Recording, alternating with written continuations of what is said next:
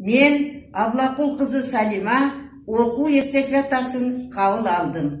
Бүгүн Фрунзе атындагы жалпы билим берүүчү мектеби үчүн кара сөздүн падышасы болгон кыргызды дүйнөгө тааныткан Чыңгыз Айтматовдун Чыпалак бала чыгармасын окуп берем. Бар экен, жок экен, бир кемпир чалдын бою чыпалактай баласы болгон экен. Чыпалак деген бала чыпалактай эле кичинекей болгон. Жок.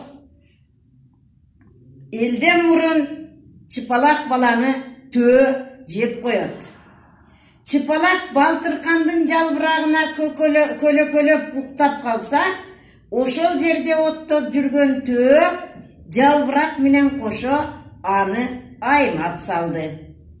Төө жутканын билбейт, кепшегенди билет деп ошондон улам айтылып калган экен. Чыпалак төөнүн ичинен чыңырып жардам сурайт.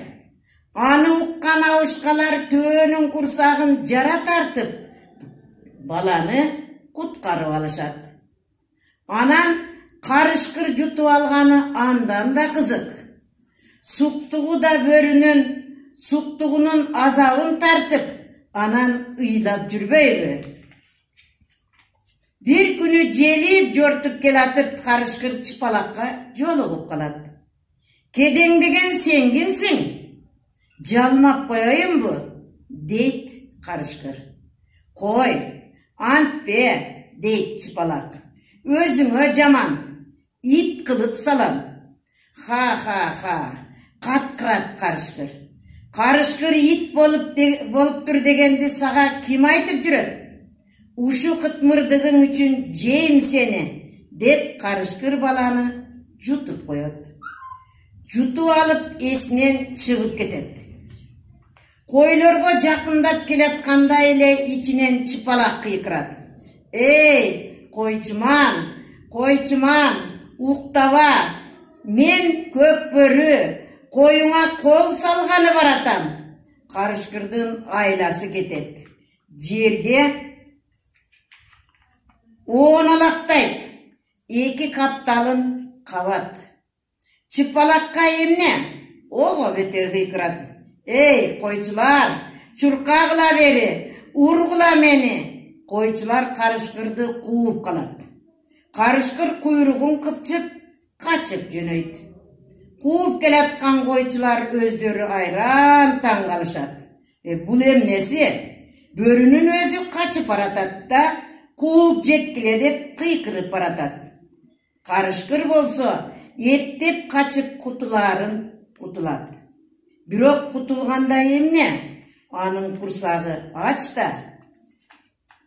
Ошентип кайда барса да мал жанга жакындар замат ичинен чыпалак кыйкырып, карышкырдын айласы түгөнөт. Арыктап өлө турган болот. Азууларын шакылдатып, эми эмне кылам? Кайда барсам баланын баарын башыма өзүм үйүп албадымбы? Деп соолуктап жатат. Анда ичинен чыпалак шыбырайт.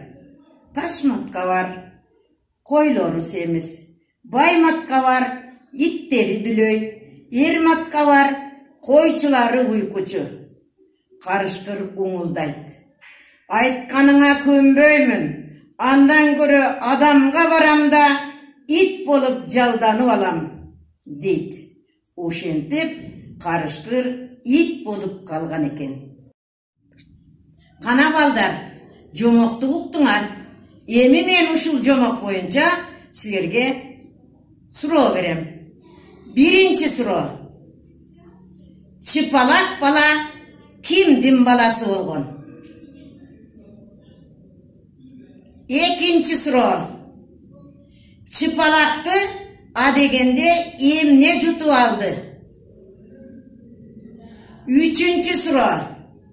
Эмне үчүн карышкыр ит болуп калды?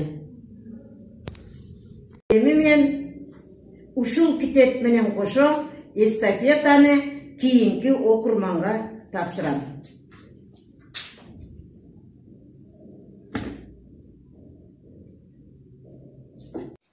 Халдарбекова Мадина, 1-Г классны Чыңгыз Айтматовтың «Чыпалақ бала» деген чыгармасын уктум. Мага абдан жакты жана берилген 1-чи суроосуна мен мындайча жооп берем.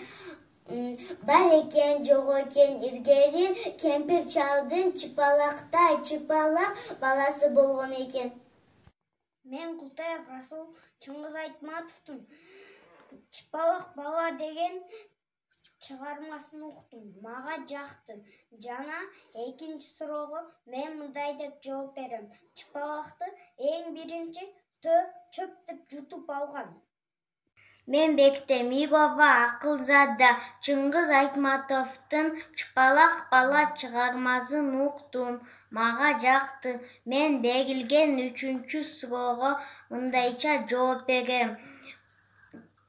Чыпалакты кийин карышкыр жутуп алат. Ал койго жакындагандай эле ичиндеги чыпалак кочмандарга уктаба деп кыйкырат. Айласы кеткен карышкыр адамга барамда ит болуп жалданып алам дейт.